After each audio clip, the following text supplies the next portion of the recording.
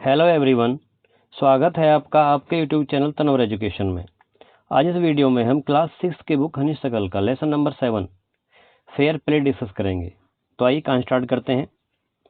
Before you read, कहानी पढ़ने से पहले, has your best friend ever done something you thought was wrong? क्या आपके बेस्ट फ्रेंड ने कभी कुछ ऐसा किया है जो आपके विचार में गलत था? What did you do then? तब आपने क्या किया? Did you keep quiet? क्या आप चुप रहे? और अथवा did you tell your friend what you thought? क्या आपने अपने मित्र को अपने विचार बताए? Read this story about two friends who had to decide what was more important, friendship and enmity, or a sense of what is right, what is wrong. Read this story about two friends. दो मित्रों के बारे में यह कहानी पढ़िए। Who had to decide, जिन्हें निर्णय करना था। What was more important, कि क्या चीज़ ज़्यादा महत्वपूर्ण है। फ्रेंडशिप, मित्रता, एंड एनिमिटी या शत्रुता, और अथवा a sense of what is right and what is wrong, या फिर एक ऐसी समझ कि क्या चीज़ उचित है और क्या चीज़ अनुचित है। Fair play part 1। Jumman Sheikh and Algu Chaudhary were good friends. Jumman Sheikh और अलगू चौधरी अच्छे मित्र थे। So strong was their bond of friendship that when either of them went away from the village the other looked after his family. उनकी मित्रता इतनी पक्की थी कि यदि उनमें से कोई किसी काम के लिए गांव से दूर जाता तो दूसरा उसके परिवार की देखभाल करता था। Both were greatly respected in the village. गांव में दोनों का बहुत अधिक सम्मान था। Jumman had an old aunt who had sum property. Jumman की बूढ़ी चाची थी जिसके पास थोड़ी सी प्रॉपर्टी या जायदाद थी। This she transferred to him on the understanding that she would stay with him and he would look after him. उसने उसे उसके नाम स्थानांतरित कर दिया, यह सोचकर कि वह उसके साथ ही रहेगी और उसकी देखभाल करता रहेगा। The arrangement worked well for a couple of years. यह प्रबंध लगभग 2 वर्षों तक ठीक ठाक चलता रहा। Then the situation changed. और उसके बाद परिस्थितियां बदल गई। Jumman and his family were tired of the old relative. Jumman और उसके परिवार उस बूढ़ी संबंधी से थोड़े अब निराश रहने लगे, उदास रहने लगे।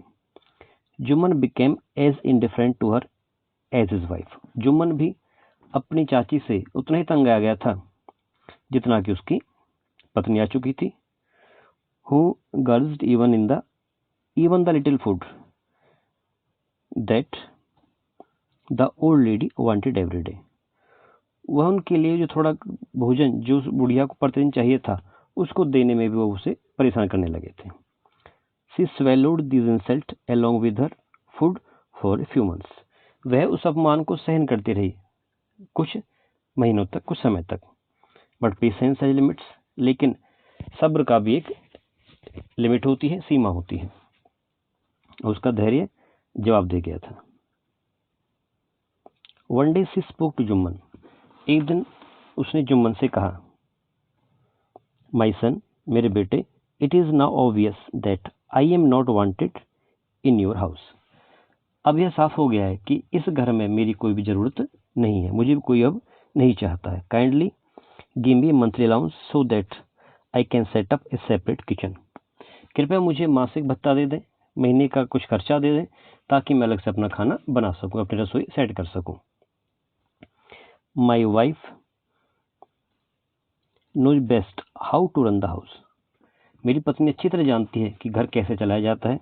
बी पेशेंस, धैर्य रखो। Said Jumman shamelessly. ये सब बातें जुम्मन ने बड़ी बेशर्मी से कही। This made his aunt very angry and she decided to take her case to the village panchayat.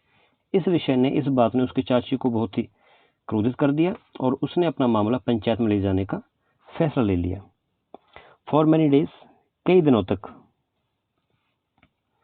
The old lady was seen talking to the villagers, explaining her case and seeking their support.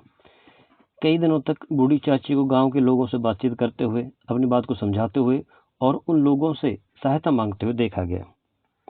Some sympathized with her, कुछ लोगों ने उसके प्रति सहानुभूति दिखाई. Other laughed at her, और कुछ लोग उसके ऊपर हंसे, उसका मजाक भी उड़ाया. And a few others advised her too, और कुछ लोगों ने उसको यह भी सलाह दी, क्या? To make it up with her nephew and his wife, कि वह अपने भतीजे और उसकी पत्नी के साथ समझौता कर ले. यह सलाह भी कुछ लोगों ने उसको दी. At last she came to Algu Chaudhary and spoke to him. अंत में वह अलगू चौधरी के पास आई और उससे कहा, You know, आप जानते हो, You know चाची, Jumman is my best friend. तुम जानते हो कि जुम्मन मेरा सबसे अच्छा मित्र है. जुम्मन ने उससे कहा, how can I go against him, मैं उसके खिलाफ कैसे जा सकता हूँ. अलगू सेड, अलगू ने कहा, but it is right my son, परंतु क्या यह सही नहीं है मेरे बेटे, to keep mum and not say what you consider just and fair. But is it right my son to keep mum and not say what you consider just and fair. किंतु क्या सही है कि जो बातें तुम्हें न्यायपूर्ण और सत्य लगे उसे न कह करके तुम चुप रहो. प्लीडेड द ओल्ड लेडी, उस बूढ़ी औरत ने अपना तर्क रखा. Come to the panchayat and speak the truth, panchayat में आओ और सत्य बोलो. सी सैड, उसने कहा. अलगू डिडंट रिप्लाई, अलगू ने इस बात का कोई जवाब नहीं दिया.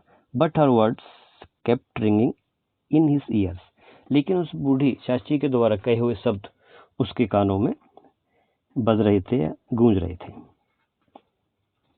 The panchayat was held to the same evening under an old banyan tree. उसी शाम एक पुराने बरगद के पेड़ के नीचे पंचायत बुलाई गई. Jumman stood up and said, Jumman खड़ा हुआ और बोला, the voice of the panchayat is the voice of God, कि पंचों की जो आवाज़ होती है वह भगवान की आवाज़ होती है.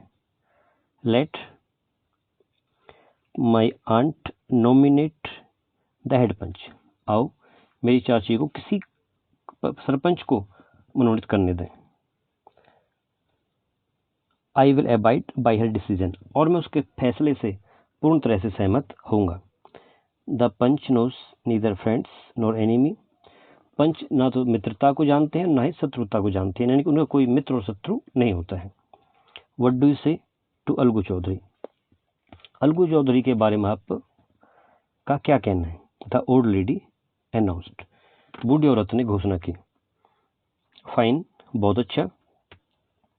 Jumman replied, fine replied Jumman, hiding his joy over this unexpected piece of luck. Jumman ने जिस चीज़ की आशा भी नहीं की थी, इस भाग्य के ऊपर अपनी खुशी को छुपाते हुए कहा, यह बहुत अच्छा है. चाची, you are aware of my friendship with Jumman, said Algu. Algu ने कहा कि चाची, तुम जुम्मन के साथ मेरी मित्रता के बारे में जानती हो. I know that, replied the aunt, चाची ने जवाब दिया, हाँ मैं यह जानती हूँ. But I also know that, लेकिन मैं यह भी जानती हूँ, you will not kill your conscience for the sake of friendship, लेकिन मैं यह भी जानती हूँ कि तुम मित्रता के लिए अपनी आत्मा को नहीं मारोगे, यानी तुम जो जायज़ बात हो गया वही कहोगे. God lives in the heart of panch, भगवान पंचों के दिलों में रहते हैं. And his voice is the voice of God, और उनकी आवाज़ भगवान की आवाज़ होती है. And the old lady explained her case, और बूढ़ी औरत ने अपनी बात सबको बताई. जुम्मन सेड अलगू, जुम्मन, अलगू ने कहा, you and I are old friends, कि तुम और मैं बहुत पुराने मित्र हैं. Your aunt is as dear to me as you, और तुम्हारी चाची मुझे उतनी ही प्रिय है जितनी कि वह तुम्हें है. Now I M A panch, लेकिन अब मैं एक पंच हूँ. You and your aunt are equal before me, तुम और तुम्हारी चाची मेरे लिए बिल्कुल समान है.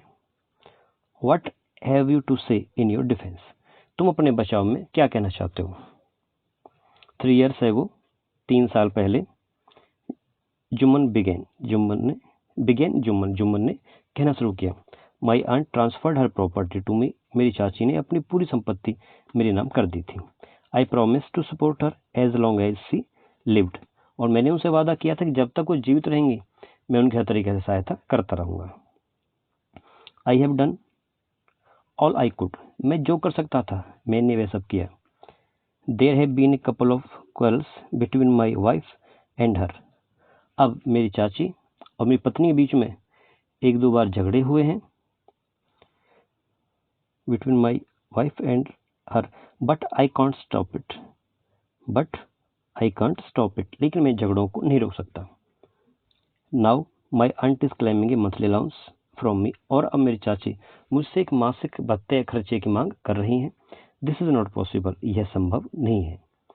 That's all I have to say, मुझे सिर्फ यही सब कुछ कहना है। Jumman was cross examined by Algu and others, Jumman से अलगू चौधरी और दूसरे लोगों के द्वारा बहुत सारी जरह की गई, पूछताछ किए गए, क्रॉस क्वेश्चन किए गए। देन अलगू अनाउंस्ड, उसके बाद अलगू ने घोषणा की, we have gone into the matter carefully, हमने बड़े सावधानी से मामले को समझा है। इन आवर ओपिनियन, हमारी राय में, Jumman must pay his aunt monthly allowance, कि जुम्मन को जरूर अवश्य ही अपनी चाची को एक मासिक भत्ता देना चाहिए, और अथवा else the property goes back to her, otherwise उसकी जो प्रॉपर्टी वह उसके पास वापस चली जाएगी। नाउ अब the two friends were seldom seen together, उसके बाद इन दोनों दोस्तों के बीच मनमुटाव हो गया और कभी इकट्ठे भी नहीं देखे गए। The bond of friendship between them was broken, और उनके बीच में दोस्ती का जो बंधन था वह बंधन टूट चुका था। इनफैक्ट, वास्तव में, Jumman was Algu's enemy and wanted his revenge, और वास्तव में जुम्मन अब अलगू का दुश्मन बन गया था और अलगू से बदला लेना चाहता था। डेज पास्ट, दिन गुजरते गए। As ill luck would have it, और दुर्भाग्य से Algu Chaudhary found himself in a tight spot, और दुर्भाग्य से अलगू चौधरी के सामने भी एक कठिन परिस्थिति आ गई, कठिन परिस्थिति में फंस गया। One of his fine pair of bullocks died, उसके सुंदर बैलों की जोड़ी में से एक बैल मर गया। And he told the other to Samjhu Sahu, और उसने दूसरा बैल समझू साहू को बेच दिया, एक car driver of the village, जो कि एक गांव में एक गाड़ी चलाने वाला था। The understanding was that Sahu would pay the price of the bullock in a month's time, और उनके बीच यह समझौता हुआ या बातचीत हुआ कि साहू एक महीने के अंदर बैल की कीमत अदा कर देगा। It's so happened that the bullock died with in a month, लेकिन ऐसी घटना घटी कि बैल एक महीने के अंदर अंदर ही मर गया। Several months after the bullocks death, बैल की मृत्यु के कई महीनों के बाद Algu reminded Sahu of the money he had not yet paid, Algu ने साहू को पैसों की याद दिलाई जो कि उसने अभी तक उसको पे नहीं किए थे। साहू गॉट एनॉयड, और साहू इस पर बहुत नाराज हुआ। I can't pay you a penny for the wretched beast you sold me, तुमने जो दुर्भाग्यशाली या भाग्यहीन पशु जो मुझे बेचा है, मैं उसके लिए तुम्हें एक पैसा नहीं दूंगा। He brought us nothing but ruin, वह मेरे लिए कुछ भी नहीं लेकर आया, बस सिर्फ और सिर्फ र्यून, बर्बादी लेकर आया है। आई हैव ए बुलक, मेरे पास भी एक बैल है। Use it for a month, इसको एक महीने तक आप यूज करो, इस्तेमाल करो। And then return it to me, और फिर इसको वापस मुझे दे देना। No money for the dead bullock, he said angrily, उसने गुस्से में कहा कि मरे हुए बैल के लिए कोई पैसा नहीं है। Algu decided to refer the case to the panchayat, Algu ने यह मामला पंचायत के पास ले जाने का फैसला किया। For a second time in a few months, कुछ ही महीनों में अब दूसरी बार preparation for holding the panchayat were made, दोबारा से पंचायत बुलाने की तैयारियां की जाने लगी। And both the party started meeting people seeking their supports, और दोनों पार्टियों को गांव में आसपास के लोगों के पास अपने अपने पक्ष में मुलाकातें करते हुए भी देखा गया। उन्होंने मुलाकातें करनी शुरू कर दी। The panchayat was held under the old banyan tree, पुराने बरगद के नीचे पंचायत को स्थापित किया गया, पंचायत लगाई गई। Algu stood up and said, Algu खड़ा हो गया और बोला, the voice of the panch is the voice of God, कि पंचों की जो आवाज़ होती है वह भगवान की आवाज़ होती है। Let Sahu nominate the head panch, और साहू को अपना पंच मनोनीत करने दें या साहू अपना पंच चुने इन लोगों में से। I will abide by his decision, और मैं हर हालत में उनके फैसले को स्वीकार करूंगा। साहू सा his chance and propose the name of Jumman. Sahu ने मौका देखा और जुम्मन के नाम को मनोनीत कर दिया। अलगू हर्ट सैंक एंड टर्न पेल। इसको देख करके अलगू का दिल बैठ गया, एंड टर्न पेल, और उसका चेहरा भी पीला पड़ गया। But what could he do, लेकिन अब वो कर क्या सकता था? उसे लग रहा था कि वो बदला उनसे लेगा। The moment Jumman became head panch, जिस समय जुम्मन पंच बना, ही रियलाइज्ड हिज रिस्पॉन्सिबिलिटी एज जज and the dignity of his office. उसे अपनी जिम्मेदारी का एहसास हो गया था और एक न्यायाधीश के पद पर उसकी क्या शान थी उसको जान चुका था। Could he seated in that high place, किस ऊंचे स्थान पर बैठकर उसकी जो गरिमा थी उसको जान चुका था। Could he seated in that high place, क्या उस उच्च पद पर बैठ करके हैव हिज रिवेंज नाउ, क्या वो अपना बदला ले सकेगा? ही थॉट एंड थॉट, उसने बार बार इसके बारे में सोचा। नो, नहीं, he must not allow his personal feeling to come in the way of speaking the truth and the doing justice. नहीं, उसने सच्चाई कहते हुए और न्याय करते हुए अपनी व्यक्तिगत भावना को रास्ते में नहीं आने देना चाहिए। लास्ट में उसने यह सब डिसाइड किया। Both Algu and Sahu seated their cases. अब अलगू और साहू दोनों ने अपनी अपनी बातें कही। They were cross examined and the case was considered deeply.